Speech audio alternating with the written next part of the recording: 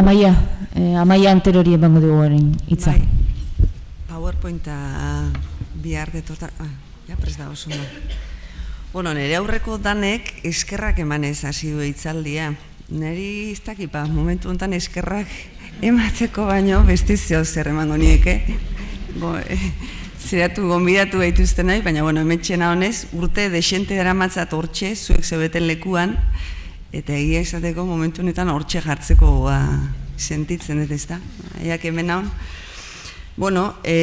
Arizmendi ikastolatik nator, eta hemen nire lankideekin batera, hemen daude beste 5 lankide, eta gatoz, Arizmendi ikastolan bizitzen eta aurrera eramaten ari garen esperientzia xume bat zuengana ekartzera, eta 10 minutu hauetan azaltzen dizuedan, ez da. Arizmendi ikastolaren barruan badugu egitasmo bat, hor ikusten duzue bazara, identitatea eraikitzen laguntzeko proiektua, eta, labur 10 minutu hauetan azalduko dizuet zertan dihardugun.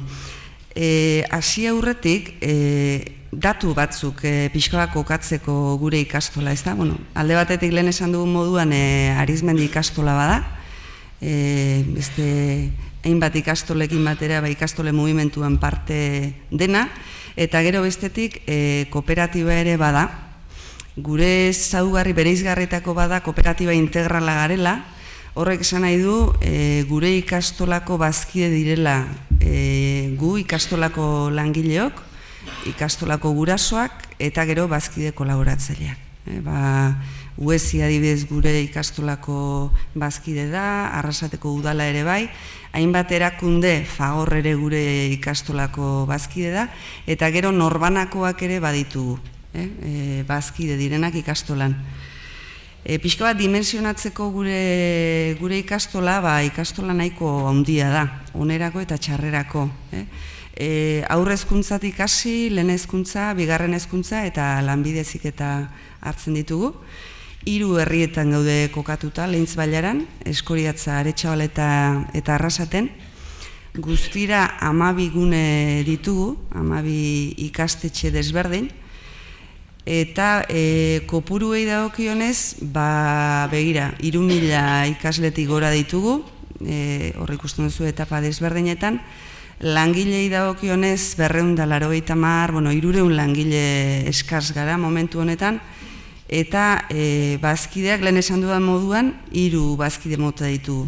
Bazkide kolaboratzaileak, gurasoak ikusten duzu gehien zuenak bazkide onuradun gurasoak direla, garai batean ikastolako guraso izandakoak eta oraindik ere ikastolako bazkide izaten jarraitzen dutenak, eta gero lan bazkideak. Horiek dira bizkat gure hezkuntza komunitatea osatzen dugunak. Hori apur bat kokatzeko ikastola bera. Eta hortik bizkat salto ingo du gure egitasmora, ez? 2004 inguruan gutxi gora bera gogoeta prozesu bat hasi genuen ikastolan. Atzo aipatu ziren hainbat diskursoaren inguruko hainbat gairi lotuta, ez da? Eta abiatu ginen kezka orokor batetik. Hemen gehienok bizidun ez dakit Iñaki Markok esate zuen ondo planteatutako kezka den ala ez da? Baina gure kezka zen gure ikasleek ez dute euskara dakiten neurri berean erabiltzen, zergatik. Eta orduan, egin genuen 16 orduko tailer bat antolatu genuen, herri eta hizkuntzen ekologia euskaratik deitu geniona, eta bertan parte hartu genuen ikastolako 300 langileok, momentu desberdinetan. Tailer nahiko dinamikoa zen, helburua zen, pixka bat gai batzuk jarri abia puntu moduan eta geure arteko gogoeta bultzatzea hori zen helburua, ez da? Eta orduan kezka horretatik abiatu ginen, baina iritsi ginen beste ondorio batetara, ez da?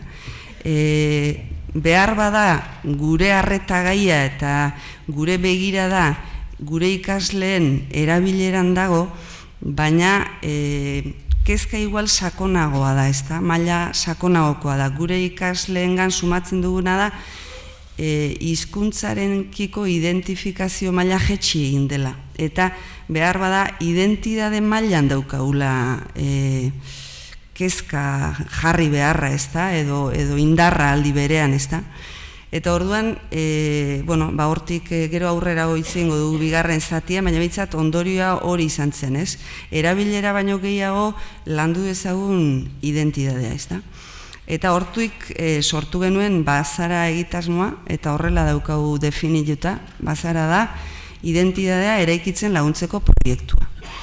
Orduan, urrengo pausoa izan zen, goazen diskurso konpartitu bat garatzera. Ikastolan danok konpartituko dugun diskurso bat, eta hortik aurrera goazen proiektu konpartitu bat eraikitzera. Eta horiek izan dira eman ditugun urratsak, Orduan, elkarri bota genionen bidoa hori izan zen, mintegi bat osatu genuen, esan beharra dukat zuzendaritzak hasieratik erabateko implikazioa izan duela proiektu honetan, eta bultzatzaile eragile oso garrantzitsua izan dela. Eta orduan sortu genuen olako mintegi bat identitatearen inguruan ikastolan, eta hori galdetu genion gure buruari, Eta guk zer lortu nahi dugu. Gure bi hankak horiek dira, ikastola eta kooperatiba, eta galdera hortik abiatuta egin genuen, testu inguru honetan landu nahi dugu gai hau, eta orduan ikastolagaren aldetik horrela formulatu genuen, Beste herri eta kulturekiko berdintasunetik eta osagarritasunean, apur bat hizkuntza ekologiaren diskursoa oinarri hartuta, euskaldun izatearen hautua era kontzientean egingo duten persona garatzen laguntzea. Eta hemen azpimarratzen dut euskaldun izatearen hautua, ez euskeraz egitearen hautua, edo ez euskera erabiltzearen hautua. Hori oso modu kontzientean egin genuen aldaketa bat izan zen, Guk nahi ditugu euskaldun izatearen hautua egingo duten personak nahi ditugu ikastolan. Gero bestetik hori, kooperatibagaren aldetik, igual eben honek ez duen besteko zera, esaten duen, gure ikasle gehienek ez dute kooperatibatan lan egingo, baina nahiko genukena da behintzat ikustea kooperatiba antolaketa era egokia dela eurentzat, eta behintzat izan daitezela balio kooperatiboak dituzten personak. Taldean lan egiten dakitenak, elkarlanean gauzak aurrera ateratzen dakitenak, Beste urratz bat gehiago eman genuen, dezen genuen, eta zer landuko dugu orduan bazaran? Eta 5 eduki bloke hauek lantzen ditu bazaran. Euskal identitatea eta euskal kultura, munduko identitateak eta kulturak, hizkuntza jarrerak, ikastola izaera eta kooperatiba izaera. Ez daukat gehiago luzatzeko aukerarik, bigarren zatian zehatuko naiz. Zer egiten dugu orduan? Gure jarduera eremuak hauek dira. Esan beharra daukat hori, hemen daude Aitor eta Eneritz eta 3 gaude bazaran, gero izproko bestekide batzuk ere badaude, baina bazaran momentu honetan gaude egun osoz, jarduera osoz 2 pertsona eta gero ordu batzuetan beste pertsona bat. Egiten duguna da gehien bat formazioa eskaini ikasleei, irakasleei, horretarako derrigorrez materiala sortu behar izan dugu urte guzti hauetan, horretarako ikertu egin behar izan dugu, modurik xumeenean, ez paper artean bakarrik, baizik proiektu desberdinak ezautu, jende askorekin egon, eta sensibilizazio batez ere egiten dugu gurasoekin eta gero ikastolako ez irakasle diren langileekin. Hemen naiz luzatukoen aurrezkuntzan zer egiten dugun, esango duena da aurrezkuntzan batez ere gure esku hartze zuzenena gurasoekin eta irakasleekin egiten dugula. Lehen hezkuntzan berriz, lehen Jaimek esan duen moduan esku hartzeak gela barruko saioetan egiten dugu, eta hau 3. urtea dugu, LMH-ko azken zikloan, eta gero bigarren hezkuntzan gela barruko saioen sekuentzia badaukagu, 5 eduki bloke horien inguruan, eta gure indargune handiena da bazara batzordeak, DBH-en eta batxilergoan dauzkagun 2 bazara batzordeak, gero monitoritze eskola bat ere badaukagu ikastolan, eta hoien eskola horren formakuntzaren barruan bazarak badauka lekua, ezta? Lanbide heziketan ziklo guztietan eukitzen dugu olako hizkuntz portaeren inguruko saio bat, baina behar bada berrikuntza izan da kurrikulumean txertatu dugula TAFIDen ni hezitzaileen ni euskara eragile modulo bat. Eta ia bukatzeko, igual esango nukena da, zein dan sekuentzia metodologikoa, ez? Lehen hezkuntzan 10 saio eskaintzen ditugu, baina da hausnarketan eta autokontzientean lagunduko duten bizipenak. Batez ere hortaragoaz, bizipenak lantzera. Zergatik gure helburua dalako azkena autopertsonal hori egitea, ez da? Eta BH-en, bigarren hezkuntzan berriz, egiten dugun ibilbide metodologikoa da, oinarrizko hausnarketetatik abiatu, DBH-en, eta batxilergoan ja hausnarketa garatuetara rantz joan, eta lagundutako autokontzientetik, eskutik heldu eta laguntzetik, baina autokontziente librera joatea.